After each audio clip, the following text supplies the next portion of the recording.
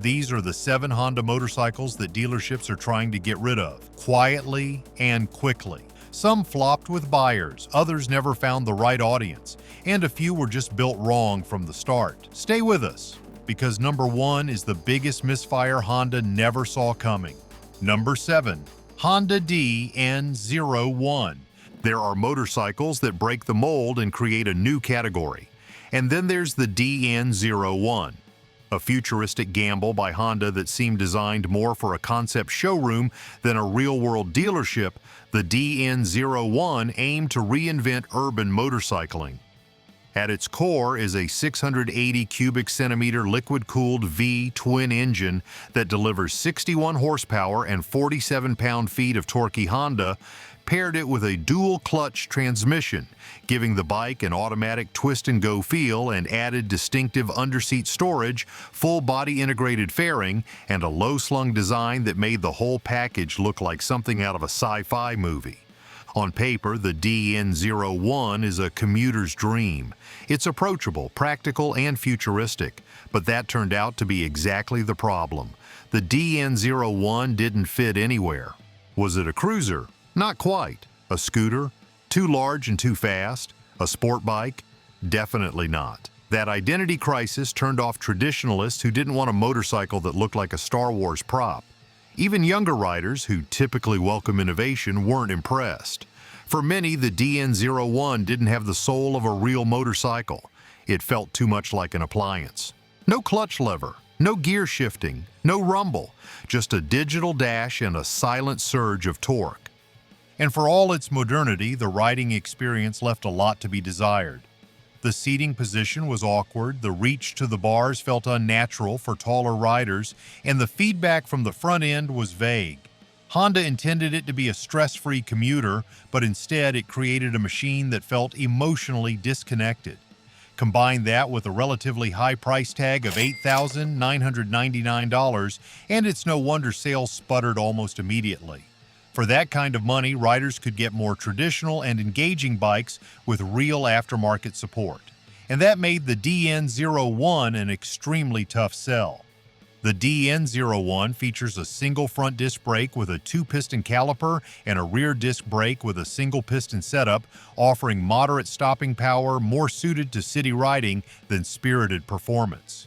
The front suspension uses conventional telescopic forks, while the rear is equipped with a single Pro-Link shock mounted beneath the seat, tuned for comfort rather than cornering stiffness. The bike weighs in at 470 pounds fully fueled, placing it in the mid-weight category, but its stretched-out design makes it feel longer and heavier than it actually is. With a low 31.1-inch seat height and a wide front fairing, its stance is unique, low and long, but that very layout contributes to its strange ride dynamics and visual disconnect. Dealerships quickly realized they had a problem. Inventory started stacking up. Buyers weren't showing interest even with aggressive trade-in deals. The DN01 simply couldn't find its place. Honda eventually phased it out, but that didn't stop dozens of units from lingering on showroom floors. Without a passionate fan base or second-hand demand, dealerships were left trying to clear stock with little success. If misunderstood styling and identity confusion sound bad, wait until you see the next bike on the list. Honda tried to make it cooler, but only ended up making it heavier. We did the homework, dug through forums, resale stats, and insider dealer info so you don't get burned by a bad buy. If that saved you even once, hit subscribe. You know we earned it. Number 6. Honda Fury. At first glance, the Fury looks like everything a cruiser rider could want. Long, low, raked out, and dripping in chrome. It is Honda's boldest attempt at offering a factory-built chopper with all the attitude of a custom build, but none of the hassle. At the heart of the Fury is a 1,312 cubic centimeter liquid-cooled V twin engine that produces 72 horsepower and 110 pound-feet of torque. It uses a reliable shaft drive, which is great for maintenance, but the problem is, it just never caught on. Honda tried to combine old-school looks with modern functionality, but what they ended up with was a motorcycle that failed to speak to either audience. When it was first released, the Fury promised to be a no-nonsense chopper for riders who wanted all the aesthetics without the greasy garage time. But despite its clean design and aggressive stance, it lacked the rawness that true chopper fans crave.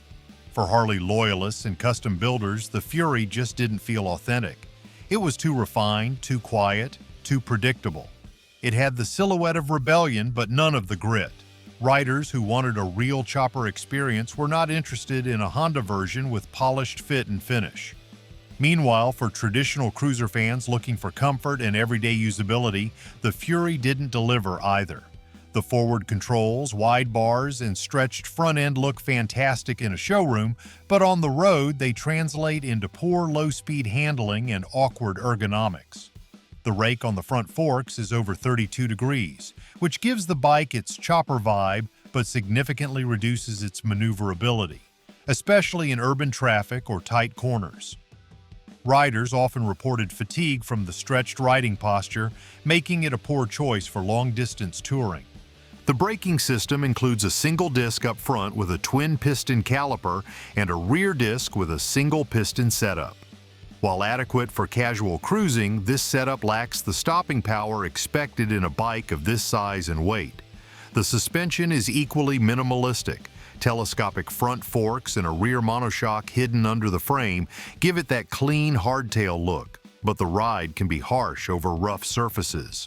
The Fury weighs 663 pounds wet, which puts it in heavyweight territory, but unlike more premium cruisers, it doesn't offer the ride quality or refinement to match that weight. The price only made things worse. At $10,499, the Fury lands uncomfortably close to several more capable cruisers with stronger brand equity. Bikes from Harley-Davidson, Indian, and even Yamaha's Starline offered either more performance, better comfort, or stronger resale value. The Fury's minimal customization support also hurt its long-term desirability. One of the biggest appeals of a chopper-style bike is personalization, and the aftermarket for the Fury never took off, leaving owners with limited options to make it their own. Dealerships across the country stocked up on the Fury, expecting it to move as a stylish alternative to mainstream cruisers. Instead, it lingered. Buyers simply did not bite. For Harley buyers, the idea of owning a Japanese chopper was a contradiction. And for riders new to cruisers, the aggressive stance and awkward handling made it feel more like a prop than a daily rider. Despite its striking appearance, the Fury never really found its audience. It was stuck between being too wild for one group and too tame for another. And if this chopper left you confused, the next bike on the list tried to be two things at once, and failed at both. We picked our favorite gear so you don't have to. Hit the description and check out the must-haves that every smart rider should carry. Number 5. Honda CTX 700. When Honda released the CTX 700, it was supposed to be a bridge between comfort and confidence.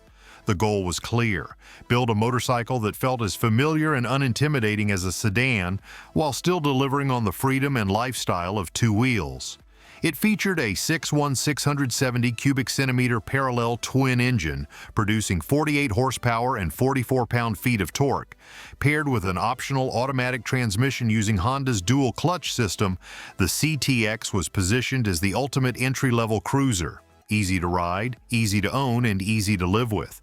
But in trying so hard to please everyone, Honda created a bike that pleased almost no one. The CTX leaned heavily into accessibility. It had a low seat height of 28.3 inches, swept-back handlebars, and forward-set foot controls to mimic the relaxed posture of a cruiser. On city streets, it offered smooth acceleration and low-speed stability that could inspire confidence in new riders. But the engine character was subdued, delivering power without any drama or soul. For experienced motorcyclists, the CTX was too mild. There was no thrill in its throttle response, no edge in its exhaust note, and no personality to set it apart. The automatic transmission only added to that disconnect, eliminating one of the most engaging parts of riding: shifting through gears. While the CTX was supposed to win over beginners, the pricing did it no favors. Starting at $7,699, it was significantly more expensive than other beginner bikes on the market, including Honda's own Rebel series. The CTX didn't justify the premium. Riders found themselves paying more for a bike that did less customization, less excitement, and less long-term potential. Where the Rebel 500 or even the CB 500X offered an engaging ride and future upgrade paths, the CTX felt like a terminal point, a bike you outgrew before you even finished paying it off. Critics weren't kind either. Reviewers repeatedly described the CTX as forgettable. The styling was bland, with bulbous bodywork that lacked the aggressive edge of a cruiser or the clean simplicity of a naked standard. There was no strong visual identity, no classic lines, no modern aggression, no custom flair. And for an audience that values individuality, this was the kiss of death. The CTX became the motorcycle equivalent of a beige appliance. Functional, reliable, but utterly lacking in excitement. The mechanical setup didn't help its case either. The CTX 700 came equipped with a single disc brake up front and a single disc at the rear, with basic two-piston calipers offering just enough stopping power for casual riding. Suspension duties were handled by conventional telescopic front forks and dual rear shocks. Comfort-focused, yes, but not capable of handling spirited riding or dynamic roads. The bike weighed in at 475 pounds fully fueled, which made it manageable for most riders, but heavier than other entry-level options in its class. The ergonomics were designed for comfort, but the result was a disconnected ride that lacked feedback and precision. Riders frequently reported that it felt sluggish in corners and underwhelming on the highway. At least the CTX had manners, because the next Honda was wild, loud, and still couldn't win anyone over. Number 4. Honda CB 1000R. Some motorcycles come out swinging with power, precision, and purpose. Others, like the CB 1000R, swing in too many directions at once and end up missing the mark entirely. Honda introduced the CB 1000R as its flagship naked performance machine, a bike meant to bridge the gap between everyday usability and high-end performance. On paper, the numbers look solid. The bike is powered by a 998 cubic centimeter inline-4 engine that produces 143 horsepower and 76 pound-feet of torque. It also features Honda selectable torque control and a single-sided swing arm aiming to blend technology with aggressive design. The problem? This bike has no clear identity. Honda called it a neo-sports cafe design, a fusion of retro cafe racer styling and modern muscle, but that blend didn't land with most riders. To fans of old-school aesthetics, it felt too sharp and over-designed. To sport bike lovers, it looked too restrained and awkwardly upright. In short, the styling didn't win over either group, and for a flagship machine, that kind of visual indecision is a death sentence. The price point made things even harder. Starting at $12,999, the CB 1000R sits above other high-performance nakeds that offer more visual impact or real-world engagement. Riders comparing it to the Yamaha MT-10 or the Kawasaki ZH-2 often lean towards the competition, where they found either better technology or more emotional character. Even within Honda's own lineup, the bike faced competition from more affordable options like the CB 650R, which many felt delivered 90% of the experience for far less money. For all its power, the CB 1000R just doesn't offer a compelling reason to choose it over rival models. It doesn't have the raw edge of a super naked nor the heritage appeal of a classic. It's caught in an awkward middle zone. Riders who buy in expect flagship performance and presence, but what they get is a motorcycle that plays it too safe. The exhaust note is muted. The ergonomics are relaxed rather than aggressive. The overall feel, despite the spec sheet, is tame. Honda aimed for refinement, but in a segment dominated by bold personalities, refinement alone doesn't sell motorcycles. When it comes to mechanical components, the CB 1000R is well equipped but not exceptional. It uses fully adjustable Showa separate function forks up front and a Showa monoshock in the rear, giving the bike decent handling for urban and canyon use. Braking is handled by dual radial-mounted 4-piston front calipers on 310-inch discs, with a single disc in the rear. Curb weight is listed at 467 pounds, which puts it in the same weight class as many of its rivals, though it lacks the same flickability in tight corners. The 19.7-inch seat height is manageable for most riders, and the bike offers a neutral riding position, but it doesn't inspire the aggressive control sport riders typically crave. Despite solid engineering and a respectable spec sheet, the CB1000R never achieved the success Honda envisioned. It exists in a niche that nobody seems to want, too sporty for comfort-focused riders and too tame for thrill-seekers. Its resale value has suffered as a result, and it lacks the enthusiast following that helps keep other underperforming models alive in the used market. And speaking of underwhelming power, the next Honda was supposed to dominate the mini-moto scene, but got outclassed instantly. Number 3. Honda Grom SP. When Honda first introduced the Grom, it was a revelation. Compact, affordable, and full of personality, it quickly gained a cult following. Riders loved its playful handling, easy customization, and low entry cost. But then Honda decided to do something different. They introduced the Grom SP, short for Special Performance, as a more premium version of the beloved mini bike. It was meant to elevate the platform with upgraded components and styling. Unfortunately, it missed the mark with the very riders who had made the Grom a legend. At the heart of the Grom SP is a 124 cubic centimeter air-cooled single-cylinder engine producing 9.7 horsepower and 7.7 pound-feet of torque power, is delivered through a 5-speed gearbox that offers basic engagement but doesn't drastically improve on the base Grom's already humble performance. What changed most were the looks and a few upgraded parts. Bronze-colored wheels, special graphics, and a redesigned seat. While these tweaks made the SP look slightly more aggressive, they did not meaningfully enhance the ride experience for most buyers. From a technical standpoint, the Grom SP remains a simple machine. The braking system consists of a single hydraulic disc at the front and a matching disc at the rear, giving it reliable stopping power for such a light machine. Suspension includes an upside-down front fork and a monoshock at the rear, slightly tuned for a firmer feel compared to the base model. The total curb weight is 227 pounds, making it one of the lightest motorcycles on the market.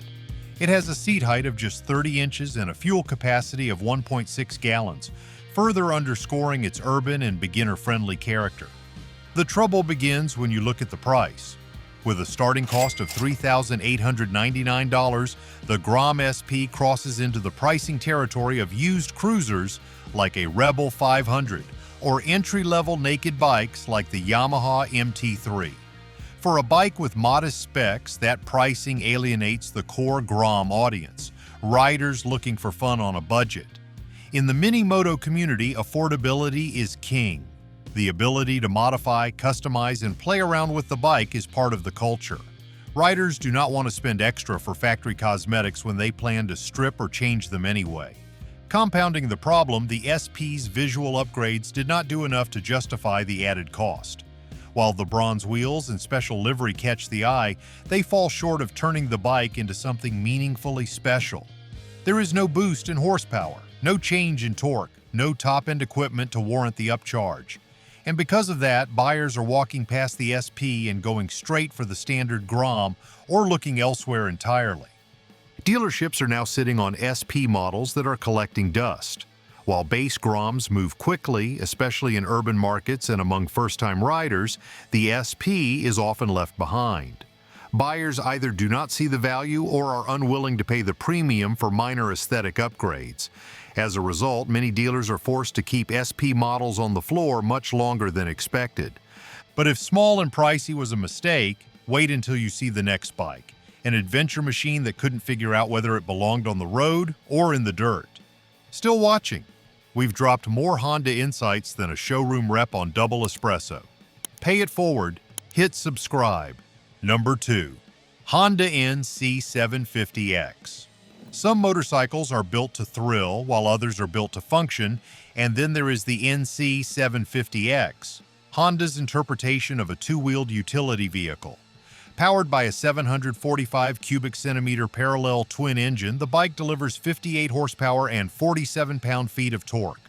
The standout feature is its dual-clutch transmission, which offers fully automatic or manual shifting at the push of a button. Honda also designed it with practical features like an underseat fuel tank and a lockable storage compartment where the gas tank would normally be. In theory, it's a commuter's dream.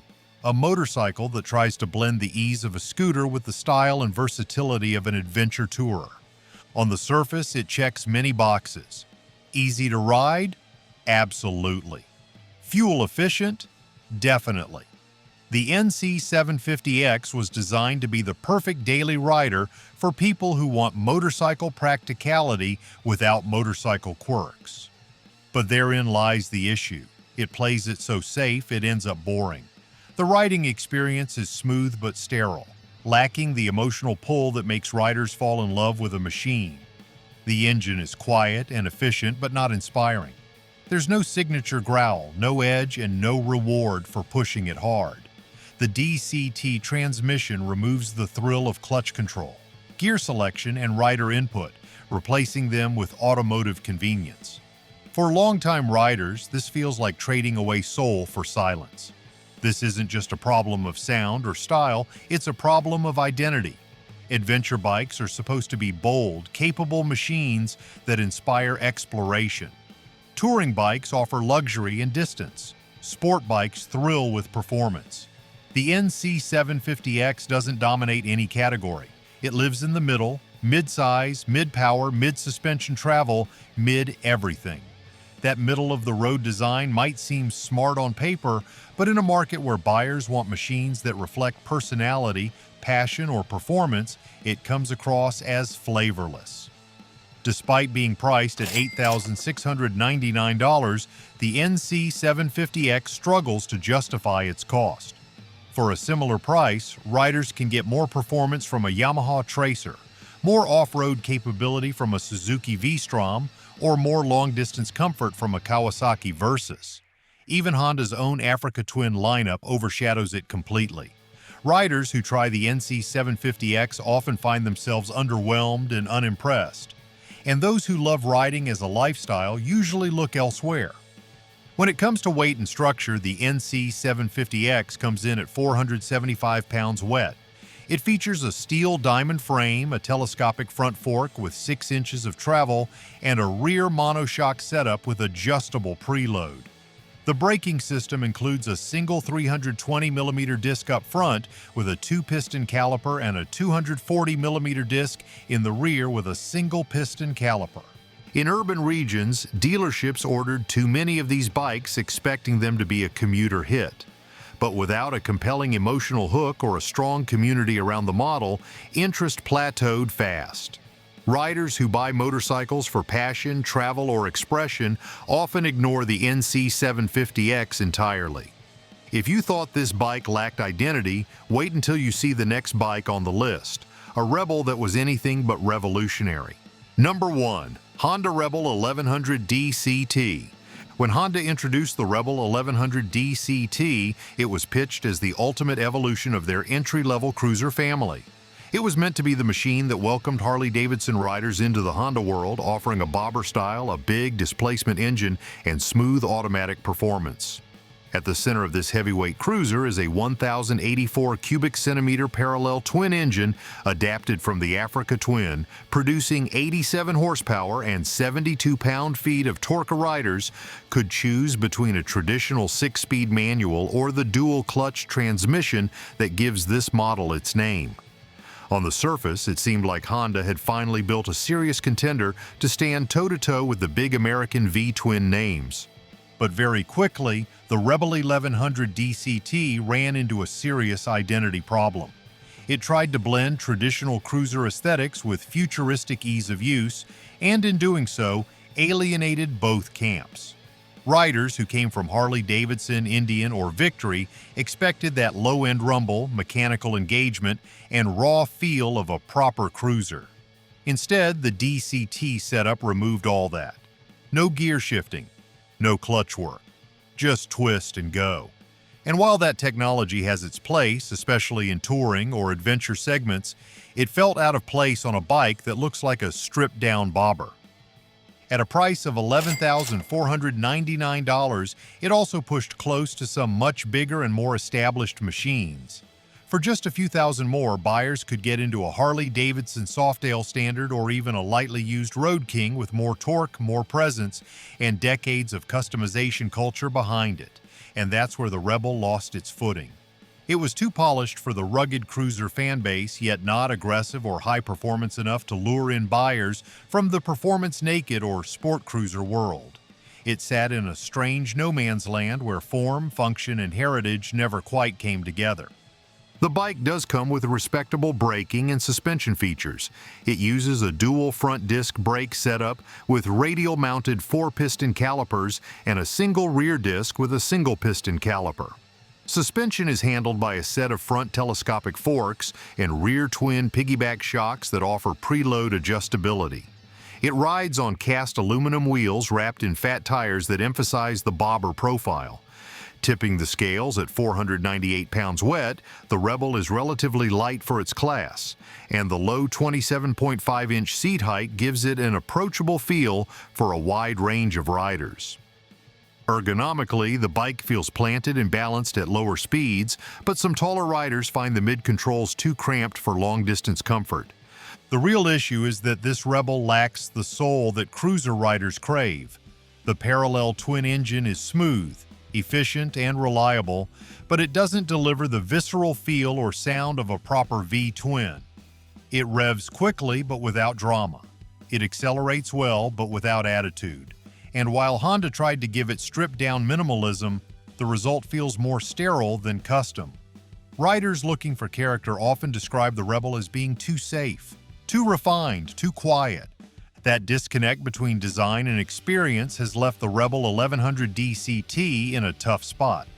It is a well-engineered motorcycle, but one without a clear audience. It is too expensive for beginners, too clinical for cruiser purists, and too tame for performance seekers. As a result, dealerships across the country are struggling to move inventory. Riders walk past it in showrooms, either confused by the DCT or uninspired by the experience. What was supposed to be a bold step forward for the Rebel brand has instead become a cautionary tale. Drop a comment, smash like, and subscribe, because we're not done exposing the bikes dealerships can't move. You deserve the truth before you buy.